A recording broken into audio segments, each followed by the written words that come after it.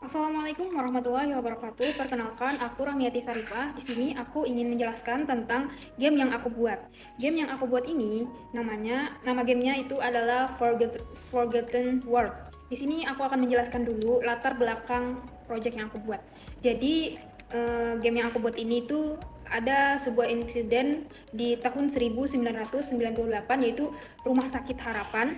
Rumah sakit yang bernama Harapan Sejahtera itu ditutup mendadak pasca kebakaran dan kebakaran misterius yang merenggut banyak nyawa pasien dan tenaga medis lainnya. Setelah puluhan tahun terbengkalai, ada seseorang yang ingin menyelidiki lokasi di reruntuhan itu sendirian dengan mengumpulkan bahan dokumentasi gitu ya. Tujuan utama dari konsep game ini yaitu untuk mengimplementasikan konsep game horror survival berbasis Unity CSAF dengan fokus pada eksplorasi lingkungan, sistem pencahayaan yang minimalis, serta mekanik pengejaran musuh yang responsif.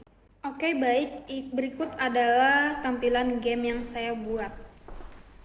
Jadi ini kita ceritanya lagi berjalan di sebuah lorong dengan menggunakan senter, dan ini pencahayaannya benar-benar minim ya. Nah, di sini juga ada hantu monster yang mengejar si flyer tersebut. Jadi si flyer ini masuk ke dalam suatu ruangan untuk bersembunyi dari si monster tadi. Ini sudah masuk. Jadi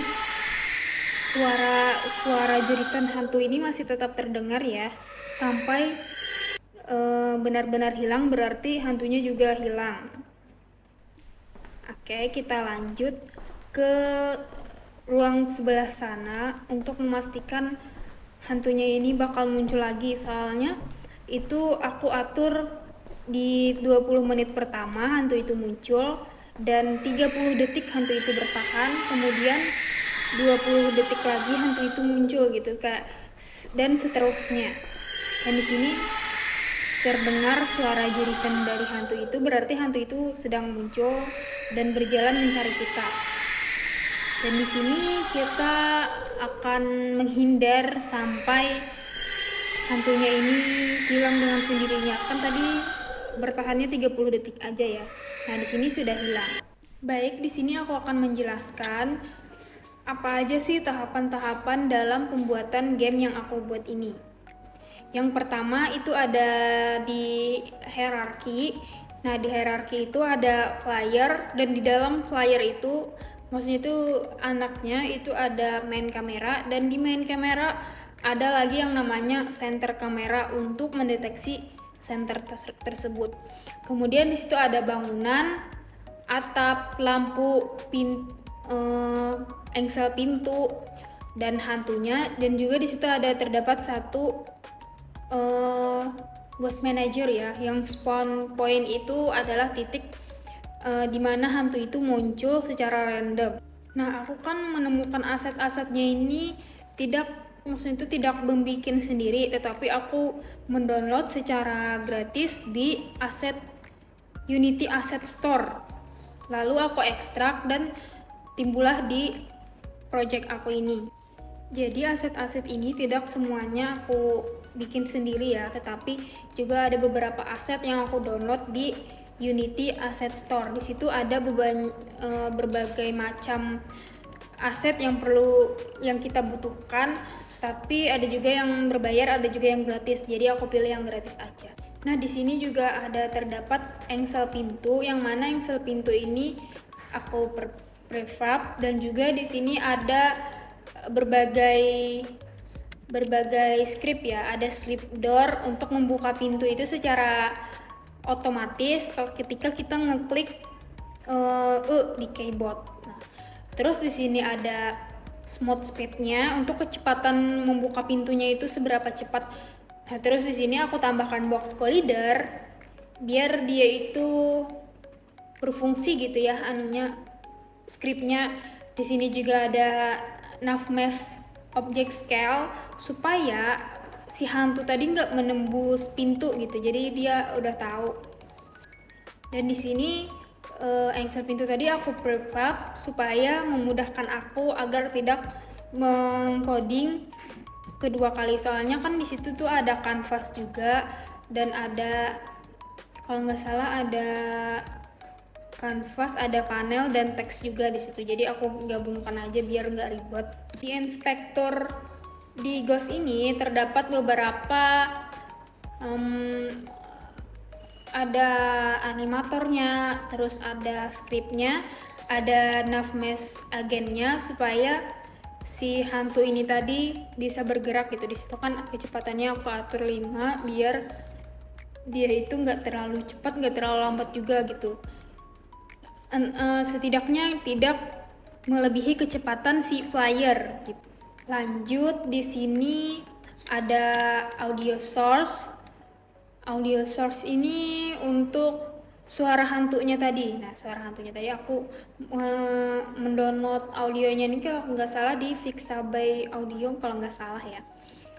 Nah, terus di sini untuk supaya apa nih namanya? Supaya suara hantunya itu berulang-ulang, jadi sini di play on awake itu aku klik dan juga loopnya itu aku klik. Untuk volumenya bisa disesuaikan di inspektor ini.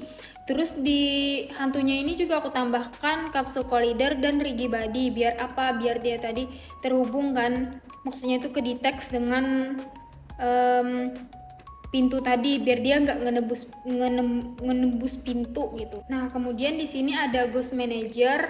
Untuk apa sih Ghost Manager ini? Yaitu untuk mengatur kemunculan si hantu tadi kan hilang dan muncul lagi gitu kan. Nah, di sini ada pengaturannya di Ghost Spawn Timer ini.